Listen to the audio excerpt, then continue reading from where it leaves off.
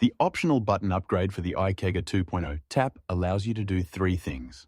Twist it to the right to lock the button up, preventing accidental presses. Twist it to the center to use it normally like the standard included button. Or twist to the left to lock it down, allowing you to use add-ons like bar taps and filling kits. To install it, just unscrew the standard button. If this doesn't work after a couple of turns, just move on, as there is another way. Use the tool included with your kit to loosen the barb from underneath the tap. Once loosened, I find it easier to unscrew with your fingers so you can prevent the spring dropping out. Place the barb and spring to one side. Then, if your button didn't unscrew earlier, you will need a flathead screwdriver or similar tool to undo the internal screw while holding the button still. Either way, once the standard button is removed, you can put the upgrade in its place.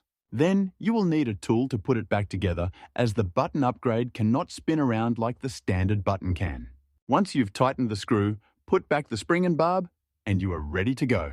If you can't lift the button enough for it to get to the lock position, just open it back up and unscrew half a turn so it can. With the button locked down, you can use add-ons like bar taps, Pluto guns and filling kits. Live life on tap with iKegger.